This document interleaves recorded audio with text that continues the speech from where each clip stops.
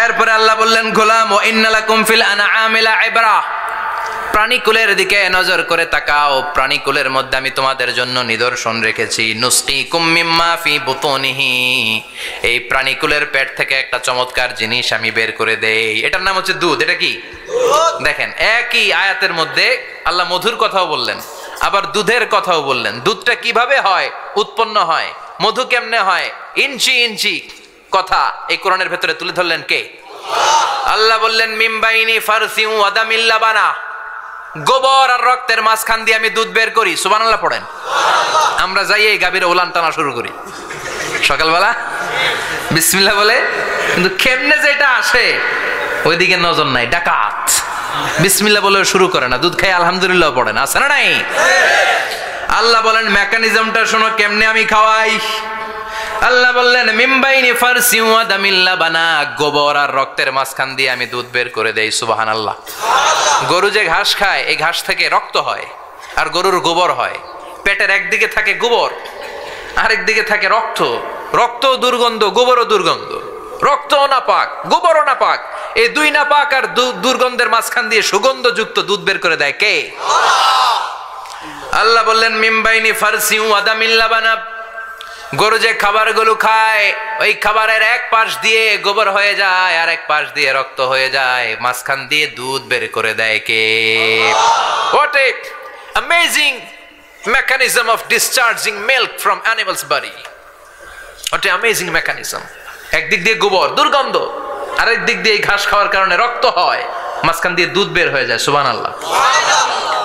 আবার বাছুর ছাড়া দুধ পাওয়া যায় না। গাভী আছে কার কার? হাত তোলেন তো। বাছুর ছাড়া দুধ পাওয়া যায়? শুধু গাভী, বাছুর নাই, দুধ আসবে? আবার এই যে বিশাল বড় ওলান 20 কেজি দুধ দেয় প্রতিদিন, এই ওলান কাটলে দুধ পাওয়া যায়? এক ফোঁটা দুধও ওলানটা কেটে টুকরা টুকরা করলে আপনি পাবেন না। এটা আলাদা মেকানিজম। এটা ভিতর থেকে একটা নির্যাস, বাছুর নিয়ে দুইটা ঢু মারবেন, ওই নির্যাস দিয়ে দুধ বেরোতে থাকবে গোবর আর রক্তের মাঝখান দিয়ে। চিৎকার করে পড়েন আল্লাহু আকবার। এজন্য বিশ্বনবী বলতেন বেশি বেশি দুধ খাও। দুধ হলো সুষম খাদ্য। পৃথিবীতে আবিষ্কৃত যত খাবার আছে দুধের চাইতে ভালো খাবার আছে নাকি? কথা কন। মানুষ পানি খেয়ে 3-4 দিন বাঁচে জানেন, আর পানির মধ্যে লবণ দিলে 7-8 দিন বাঁচতে পারবেন। আর দুধ পাইলে আজীবন বাঁচবেন আপনি। দুধ খেয়ে যদি হজম করতে পারেন, দুধ খেয়ে হজম করতে পারলে আজীবন বেঁচে যাবেন। সুষম খাদ্য। বিশ্বনবী যে রাতে মেরাজে যাবেন, সিদরাতুল মুনতাহা পার হওয়ার পরে বিশ্বনবীর পরীক্ষা শুরু হলো। বিশ্বনবীকে বুখারীর বর্ণনা 3টা গ্লাস দেয়া হলো। কাদাহ ফিহি লাবান, এক গ্লাসের মধ্যে দুধ ছিল। ওয়া কাদাহ ফিহি আসাল, আরেক গ্লাসের মধ্যে ছিল মধু, আরেক গ্লাসের মধ্যে ছিল মদ। কাদাহুন ফিহি খামার। বিশ্বনবীকে 3টা গ্লাস দিয়ে বলা হলো নবী চুজ করেন কোনটা নেবেন।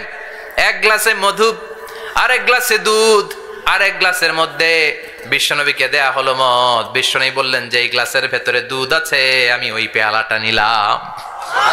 সাইয়েদনা জিবরাইল বললেন ইয়া রাসূলুল্লাহ আখাস্তাল ফিতরা, আপনি যেমন নিছেন তেমন। সুবহানাল্লাহ কইবেন না? বিশ্বনবী দুধ খেতে পছন্দ করতেন। আর বিশ্বনবী বলতেন আলাইকুম বি আলবানিল বাকার, বেশি বেশি গরুর দুধ খাবা। ফাইন্নাহা তুরাম্মু মিনাল আশজার, কেননা এটা সবুজ লতা পাতা ঘাস পাতার নির্যাস। গরু কি খায়? ঘাস খায় না? এই ঘাসের নির্যাস হচ্ছে দুধ। বিশ্বনবী বলতেন বেশি বেশি দুধ খাবা। ফিহি শিফার মধ্যে শিফা আছে। ফি লাবানিহা শিফা ওয়া লুহুমিহা দা, গরুর দুধে আছে শিফা, গরুর গোশতের মধ্যে আছে রোগ। সুবহানাল্লাহ কোন কত বড় ফিলোসফার বিশ্বনবী। বিশ্বনবী বলে গিয়েছেন গরুর দুধ বেশি খাও কিন্তু গোশ বেশি খাইও না। আর আমরা গরুর গোশ পাইলে কোপায় ফেলাই। সাদা ভাত আর ঝাল গরুর মাংস যদি হয়, ওই যে অনেকের জিহ্বায় পানি চলে আসছে। সুবহানাল্লাহ কইবেন না? বিশ্বনবী বলতেন দুধ খাও গোশ খাইও কম, গরুর গোশত কম খাবা, গরুর দুধ বেশি খাবা, সুস্থ রাখবে কে? আল্লাহ। আবার বিশ্বনবী মায়েদেরকে বলেছেন ও মায়েরা সন্তান হওয়ার পরে 2 বছর দুধ খাওয়াবা। আল্লাহু আকবার। ওয়াল ওয়ালিদাতু ইউরদি'না আওলাদাহুন্না হাওলাইনি কামিলাইনি লিমান আরাদা আন ইউতিম্মার রাদা'a। সন্তান যারা পেয়েছো মায়েরা বোনেরা 2 বছর দুধ খাওয়া সন্তানদের সুস্থ রাখবে কে? আল্লাহ। বাচ্চা ডেলিভারির পরপরই আল্লাহ তাআলা মায়ের বুকে একটা দুধ দেয়, এটাকে বলে শাল দুধ। এটা হচ্ছে বাচ্চার জীবনের প্রথম প্রাকৃতিক টিকা। সুবহানাল্লাহ কয় না? এটা বেবির জীবনে ন্যাচারাল প্রাকৃতিক টিকা, প্রতিষেধক আল্লাহ দিয়ে দিয়েছে। আপনার বাচ্চাকে টিকা দিন, স্লোগান আছে না? 5টা 7টা টিকা দেওয়া লাগে, প্রথম টিকাটা আল্লাহ নিজেই ফ্রি দিয়ে দিছে। এটা শাল দুধের ভেতরে পাওয়া যায়। এজন্য বাচ্চাকে শাল দুধ খাওয়াতে হবে, তার ব্রেনের গ্রোথ হবে, সে শক্তিশালী হবে, সে দেশপ্রেমিক হবে, সে আল্লাহওয়ালা হবে। চিল্লা এখন ঠিক কিনা? যে মায়েরা বাচ্চারে দুধ খাওয়ায় ওই বাচ্চারা মায়েরে ভালোবাসে বেশি। আর যেই মা গুলো বাচ্চারে দুধ না খাওয়ায় আর ডানু খাওয়ায়, আর কি কি আছে, হরলিক্স আর সিরালেক, কমপ্লেন, যারা এগুলো খাওয়াবে ডানু খাওয়াবে, যারা ল্যাকটোজেন খাওয়ায়, যারা বুকের দুধ খাওয়াতে চায় না কোনো কারণ ছাড়া, 2 বছর বাচ্চারে দুধ দিতে চায় না, এইগুলো বড় হলে ওই মারে বৃদ্ধাশ্রমে দিয়ে আসবে। কথা কন, কথা কন। এজন্য মায়েরা, বোনেরা, সন্তান হলেই তাকে বুকের দুধ দিয়ে আল্লাহর পক্ষ থেকে যে টিকাটা, এই টিকাটা পেটের ভেতরে ঢুকাই দিতে হবে। চিল্লা এখন ঠিক কিনা? এটা হচ্ছে ন্যাচারাল টিকা, এটাই হচ্ছে ইসলাম। আখিরাতের স্মরণ, যিকরাদ্দার, চলে যেতে হবে। ছোট্ট আছি, বড় হব। এই যে দাড়ি পাকা মুরব্বীরা যারা আছেন, ওনার মায়ের পেট থেকে তো এরকম সাদা দাড়ি নিয়ে বেরিয়েছিল না? ছোট্ট বাচ্চা হয়ে এসেছিল, ওনারা ওয়া ওয়া করে কেঁদেছে। শৈশব, কৈশোর, যৌবন, প্রৌঢ়ত্ব, বার্ধক্য, বয়সের ভার, চুল আর দাড়ির শুভ্রতা। আগে ছিল সিঙ্গেল, হয়েছে ডবল, এরপর হয়েছে মেয়ের বাপ, এরপরে শ্বশুর, এরপরে নানা। This is the circle of life. এটাই সার্কেল, রাউন্ড, এভাবে ঘুরে আবার চলে যেতে হবে। এই চিন্তাটা যদি মাথায় থাকে, ওই লোক টেন্ডারবাজি করতে পারে, চাঁদাবাজি, ইফটিজিং, মিথ্যা বলতে পারে, যৌতুক খেতে পারে। এজন্য সব সময় give yourself the reminder of আখিরা। আখিরাতের রিমাইন্ডার নিজেরাই নিজে দেন। অন্যায় হয়ে গেলে, ভুল হয়ে গেলে রিমাইন্ডার দেন যে থাকতে আসি নাই, চলে যাব। কেউ থাকতে পারে নাই, নবীরাও পারে নাই।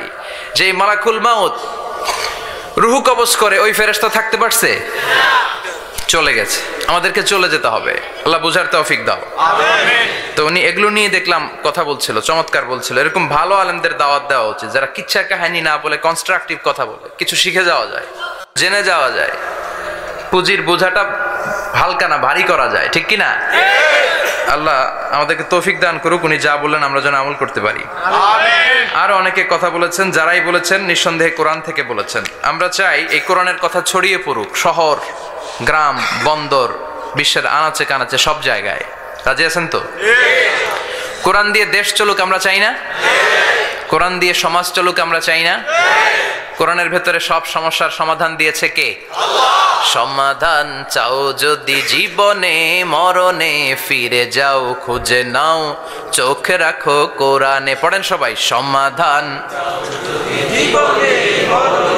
ফিরে যাও খুঁজে নাও, চোখ রাখো কোরআনে। If you want the solution this দুনিয়া এন্ড আখিরা, go back, have a look to the holy কোরআনে। ঠিক কিনা? Go back, sit down and have a look to the Quran. বসো, ঠান্ডা মাথায় দেখো কোরআনে কি বলেছে আল্লাহ। প্রবলেম সলভিং মেথোডোলজি, সব সমস্যার সমাধান এই কোরআনে আছে না নাই? এই কোরআনের মজলিসে আজকে আসতে বসতে পেরে খুশি না বেজার? কম না বেশি? আসুন আমরা আল্লাহর দরবারে শুকরিয়া জানাই আর পড়ি আলহামদুলিল্লাহ।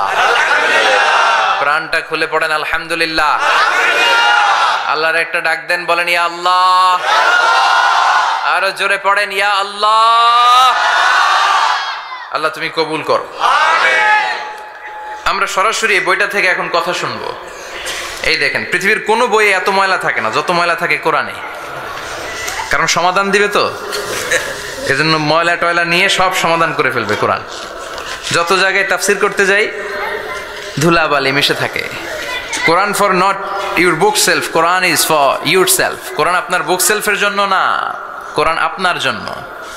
আমরা বুক সেলফে রাখি, তাও নিচের তাকে না, উপরের তাকে, যাতে কেউ নাগাল না পায়। এরকম ডাকাইতে আছে না নাই? কোরআনের সাথে অ্যাটাচমেন্ট বাড়াতে হবে। You have to increase your attachment with the holy Quran. এটা এনলাইটেন করতে এসেছে আপনার জীবনকে, আলোকিত আলোকিত। এই যে আমরা কোরআনের উপর আলোকপাত করি না, এটা এনলাইটেন করে, আলো বিচ্ছুরিত করে, আপনার জীবনকে উজালা করবে। এজন্য কোরআনের সাথে সম্পর্ক বাড়াতে হবে। শুদ্ধভাবে পড়তে জানতে হবে, অর্থ জানতে হবে। আল্লাহ কি বলেছেন জানতে মনে চায় না?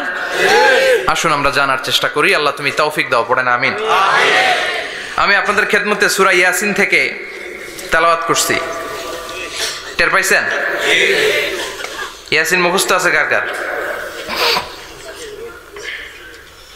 আর উঠবে না হাত?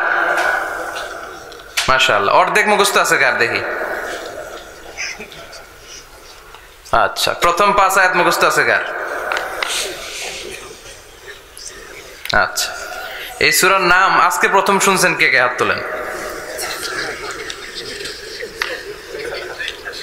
নাম সবাই শুনছে তাই না? আল্লাহ কবুল করো। আরো জোরে পড়েন আমিন। তো সূরাতুল ইয়াসিন থেকে আজকে আমরা কথা শুনবো ইনশাআল্লাহ। পড়েন যতটুকু আমাদের সাধ্যে কুলায়।